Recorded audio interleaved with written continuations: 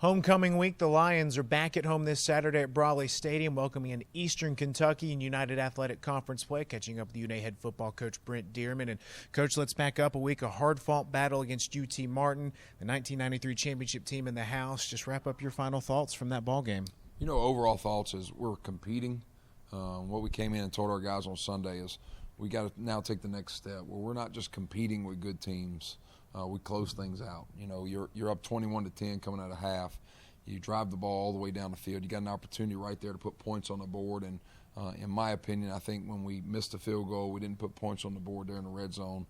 You start to see the tide flip a little bit right there. And that happens sometimes in games. And you got to have a player. You got to have a side of the ball. You got to have something that ends it, that cuts it off.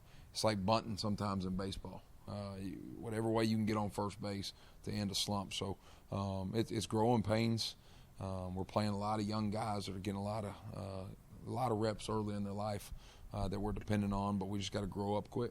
Let's talk about some positives from last weekend. Coach, the defense is ranked second in the nation in turnovers gained after 2 more last week, an interception and a fumble recovery. How do they keep up that kind of production? You know, they practice it all the time. I think pre-practice, they practice it. They do it during practice.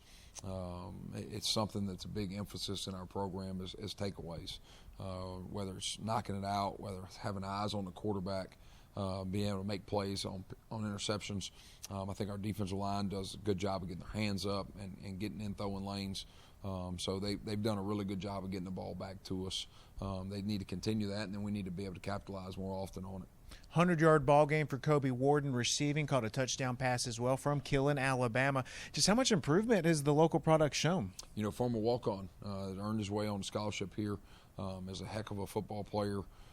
You know, we probably give him the player of the game if he doesn't muff the punt.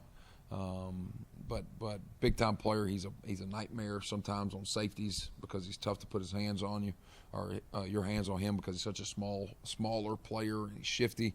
But he's doing a heck of a job for us on offense. Coming up next, Eastern Kentucky, we jump back into UAC play. The Colonels are coming off of a pretty big win last weekend. Coach, what have you learned about them? They're a really good football team. You know, I think they do a good job of mixing things up on the defensive side of the ball. From what I've watched all morning today, they got a really good quarterback, probably one of the, if not the best quarterback on our schedule.